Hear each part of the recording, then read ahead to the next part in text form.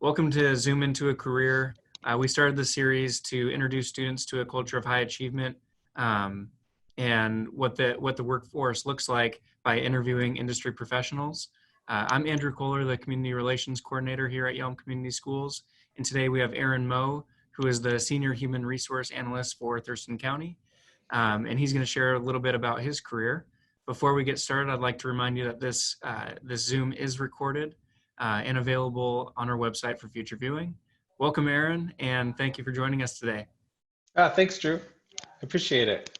Yeah, and can you tell us a little bit about who you are and what it means to be a senior human resource analyst for a county?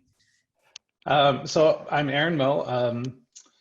Work for Thurston County. As far as a senior human resources analyst, we have a human resources assistant, human resources specialist, human resources analyst, senior human resources analyst, and then there's members of the management team. So I specifically work in classification, compensation, recruitment. So I manage job descriptions. I conduct salary market studies to make sure that we're paying people a competitive wage. And I work with offices and departments to hire the best people and to support Thurston County. And can you tell me a little bit about how you got into that? Yeah, actually, so I went to Central Washington University. I graduated in 1993 with a recreation management degree. And I worked in outdoor and community recreation. And I did that for 10 years, a little over 10 years. And got to the point in my career where I needed to go back to school, to be more competitive, to continue to move up within recreation management. So I was working for cities and agencies in South King County primarily. So I went back to PLU and in 2005 earned my MBA. And through that process, just realized that my recreation experience, working with people, interacting with people, communicating with people, transferred over really well into human resources. And human resources has a lot more career options. Almost every organization has human resources, but not so many have a recreation department. So. And how long was it by the time you graduated Central? I'm also a Central alum, by the way. Oh. From graduating Central and then getting a master's in business administration. Like what was the gap between the gap between education? So I graduated in 93 from Central, and then in 2003 I went back to school, and it took me 2 years to earn my MBA from PLU, and I went continuous. Went through the summers, went through J-term, got it done in 2 years, went to night classes, so I worked full time in recreation while I got my MBA. And then it took me another year. I didn't actually move into my first HR job until 2006. So it took me even another year after I graduated to make that transition from one career to another career. And I had to take a pay cut to get into it. I had to, kind of not learn from the bottom, but, had to learn my way around and figure out how it was different and how it was the same.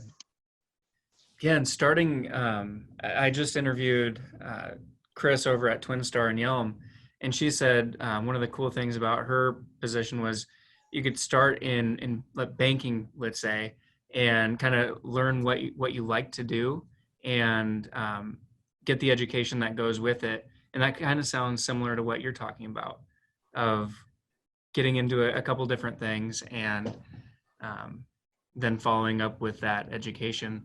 Do you have any recommendations for people that might be interested in either public service or really any job within government to where do you start and how can you get your foot in the door? I think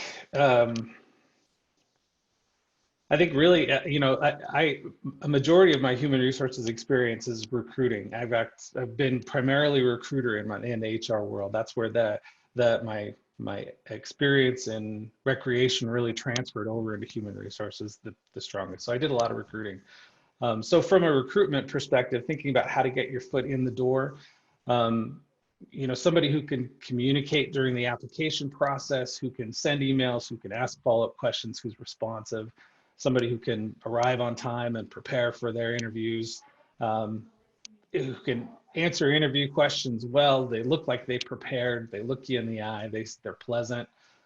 Say please and thank you. You know, all that goes a long way to getting in the door in the first place. Because across, you know, I've worked for King County. I've worked for in the private sector. I've worked for Thurston County and Human Resources for different parts of King County. And we're always just looking for somebody that we can trust will represent our organization well. You know, so as far as if you're thinking about getting into the government, just think about that it's public service, right? And sometimes people like working as a maintenance technician and working on the streets, that seems like hands-on, or working for the health department seems like public service. So sometimes it's hard to make that connection with, well, how is human resources? But we're supporting the county, the workforce of the county, so that we can serve the public, right? So if people come into it with that attitude, that you're a public servant, you know, that you're, you know, positive, a good steward of those public dollars, that you're being responsible, that you're accountable, that you're following the laws and the rules and the regulations. So I might have gotten off your question just a little bit, but No, actually, I'm really glad that you brought all that up. And so I'm guessing that you might be on the interview panel, if there is an interview panel for positions of all different departments, maybe. And I'm not on all of them, but I am on quite a few. Yeah. other than, I guess what my question is, how can you best prepare for an interview? Do you have any advice on touching on that? Yeah, absolutely. I think when you come in to interview, it's always important to do a little bit of research, whether it's coming to a government agency or a private company, right? Everybody's got a website, so you can look out there. You can look at what you can try to identify what are those challenges that they're facing, right? So if you do a little bit of research, and if there's some way that you can weave that in to your responses and say, you know, I was looking on your website and I saw that there was a big project at, you know, XYZ, and I think that, you know, my skills would translate well. You know, if there's some way that you can kind of bring that up, that you did your research, it goes a long way. A lot of people don't do that. And so when people come in and they have done their research and they do have an opinion or an understanding about what the business is, it goes a long way. It goes a really long way. Most interview questions that are asked they all kind of boil down to the same 5 or 6 questions, right? They're tell us a little bit about yourself, or what are your strengths? What are your weaknesses? What project did you do that went really well or flopped? You know, what was your biggest success? What was your biggest failure? What would your coworkers or supervisors say about you? So there's a lot of resources online about typical interview questions. So it's important to write those responses out and know that you're going to be interviewing for the rest of your life. You know, you're not just preparing for one interview. The preparation you do for one interview, you'll build on that for your next interview. But write out your responses, how you would respond to those questions. The other important, really important piece to that is be able to have like a grab bag of actual experiences that you had related to that. So if somebody says, you know, this position is working at a busy front counter, have you had an experience with that? You could say, yeah, as a matter of fact, you know, I work at this place and this is what I do and this is the volume that we have. And we have people who are very frustrated, and I had just had to deal with somebody last week who was really frustrated about this. You know, when you're under the crunch of nerves sitting in front of 3 or 4 or 5 people, it's impossible to come up with that. So you have to come up with that ahead of time, and you have to write it out, and you have to think about it, and you have to practice it. So the most important piece to all that is to rehearse your answers, right? So I've done it before, where you're commuting, you're driving in the car, and you ask yourself a question, you say it out loud, because you can think it through perfectly in your head, but when you actually try to articulate it, it's a different ballgame. I say go in the backyard and talk to the trees, do mock interviews with people you trust and you like, who'll give you feedback. And it's amazing how things fall together when you say them out loud. When you say something out loud, you realize, oh, that doesn't make sense. I should have said this instead of that, or this before that. And then once you get that rehearsed, and you understand it, when the nerves kick in, you've kind of got these fallback points that you can talk through, right? And it feels better. It'll help you get over your nerves because you know you're prepared. So I it's think that preparation. that's really great advice for anyone who's going to be interviewing. And I know a lot of the graduating seniors will be coming out and entering that workforce. So a little bit of preparation is always helpful and how to prepare. Yeah. Is there, touching on one more question on that, what if Okay. you get asked a question and you have no idea?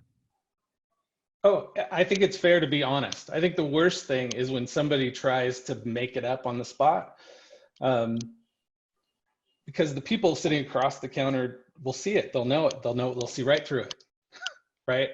So I would rather have somebody, if you ask them a question they don't know, I would rather have somebody say, gosh, I don't know. I don't have experience with this, and to be honest. And some people, if you've rehearsed enough and you've got enough responses that maybe you're closely related, you could pull in one of those responses and say, I don't have an example of specifically what you're asking, but I have done this, and this is what it looks like over there. So it's bridging that gap between your experiences that you have and the job that you're trying to get. Like I've interviewed people who can do that great, and they've worked at a supermarket, but they were able to explain their relationships with customers and supervisors in such a way that it made a perfect sense what they were saying. And yes, absolutely, you can work in our elections department, right?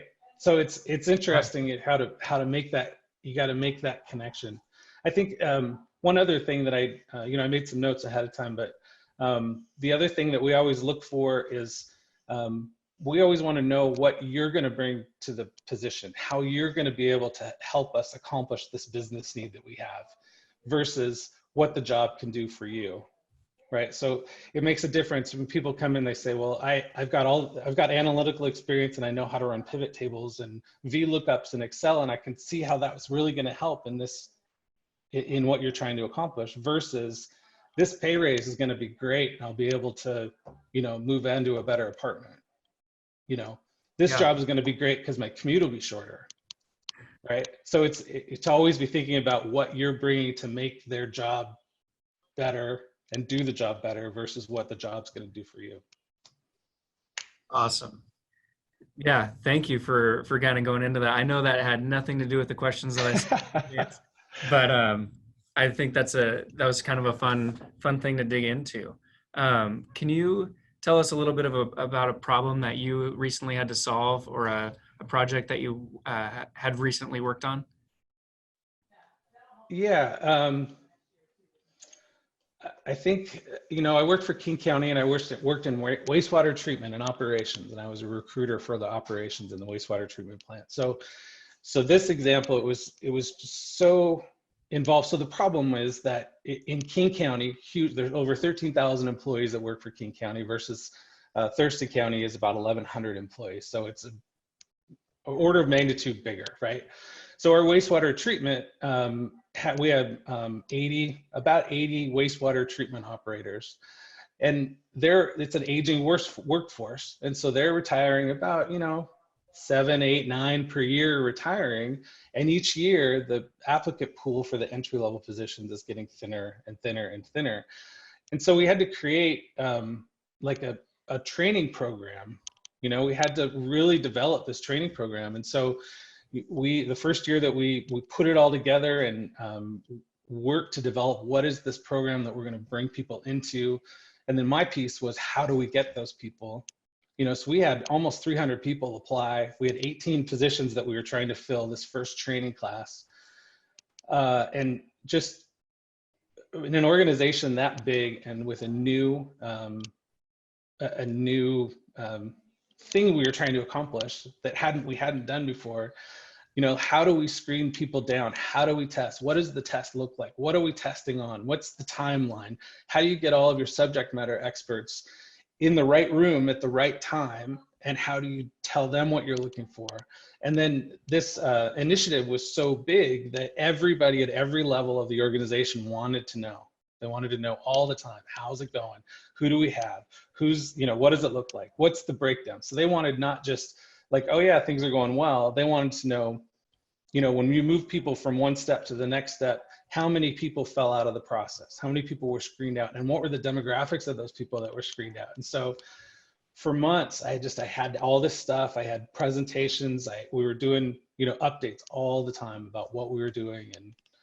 And it worked great. We ended up hiring, 18 people. It worked well. The next year we hired 22 people through that same drawn out, exhaustive process. We tried really hard to learn from our mistakes and take good notes about what didn't work and make changes so that when we did it again, it worked better.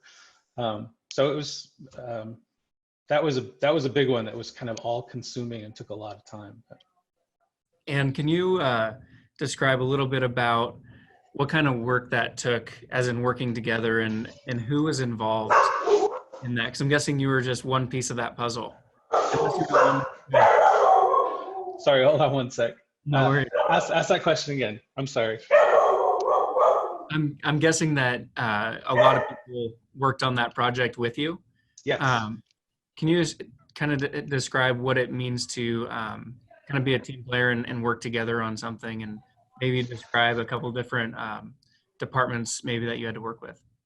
Yeah, absolutely. So, so I had to work with my human resources manager, but I also had to work with, our training department. I had to work with other wastewater treatment operators and other wastewater treatment supervisors and crew chiefs and the management to make sure that, everybody's kind of got a different take on what they want. And so to make sure that you're satisfying, everything and you have full understanding.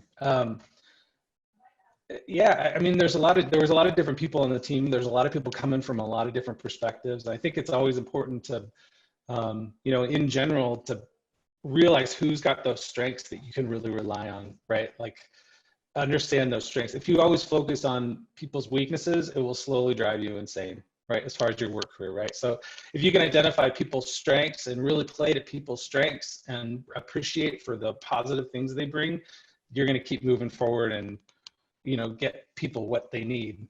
That I answered that a little differently, I think, than what you were asking, but I think that was a great answer regardless. okay. And what do you recommend students do now to make themselves more employable or more attractive in the workforce? Yeah, I think it's thinking about hiring people who are just entering into the workforce.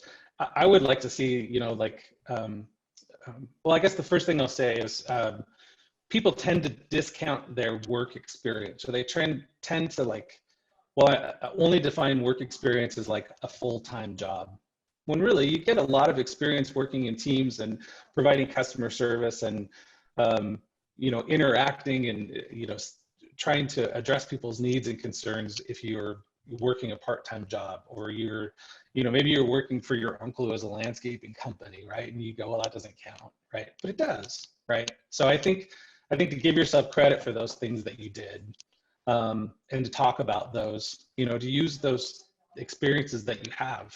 If you don't have a lot, you really have to use all that you have. I think, let's see. I think I got off track. What was your question again? If you're interviewing, it's always okay to say, am I answering this right? And, I did go back, but anyway, go ahead. No, I think that goes back to what you were talking about originally, and I don't know. Now I'm off track. You got me off track. Sorry. Just kidding. But going back to kind of the rehearsal and being able to pull from that pot of things that you've already done is that much more important, because when you're in front of 5 people, it can be intimidating. So yeah. But having that and thinking back on that experience and not knowing how to kind of plug and not gloat, but describe your experience. So I think that's where you were getting at. Yeah, that can be really challenging for people too, because some people don't want to. This is your time in an interview, is your time to tell people the things that you've done, and some people kind of downplay their experience. Absolutely. Guilty. I, Um, I but think another part you asked me about was how would I prepare myself, or how would I have advice maybe I would have given myself, right? yep, I that was think my you're next kind of question getting, for you. okay. So I think the real world and working is you're working with teams of people all the time. I mean, we're rarely working, especially in human resources. You're never working truly alone, right? Because there's so many different aspects to what we do, and there's so many legal components and human components, contract components, that you really have to vet your decisions through other people, and get other people in on that mix. So you're not doing anything, you're working with teams. You're working with people with different personalities, strong personalities, softer personalities. Different people have different perspectives, different, like I was talking about, different strengths. You really need to be able to work with teams of people and really find the strengths and the good things in people. Otherwise, you go crazy.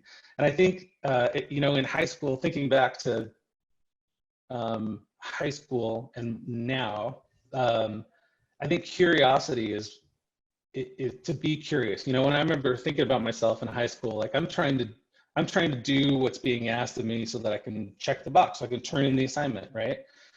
I don't remember in high school asking myself, like, I wonder why they're asking me to write this essay on the Great Gatsby, right? Like you were like, I gotta write the essay, you write the essay, you turn it in, you move on to the next thing. But when you're working, you have to be curious. You have to ask why. You have to ask why. You have, the 5 whys. You keep asking to understand how things work together. And it's amazing to me. I've conducted like investigations and asking people questions, and it's always amazing what people will tell you if you ask.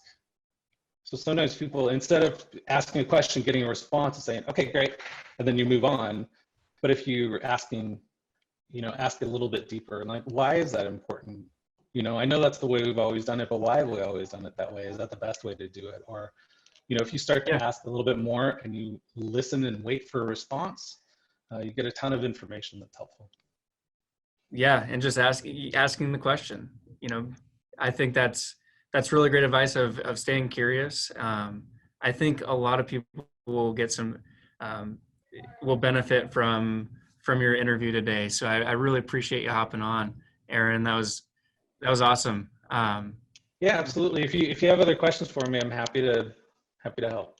Absolutely. I probably will. Okay. Okay, great. All right. Well, thank you.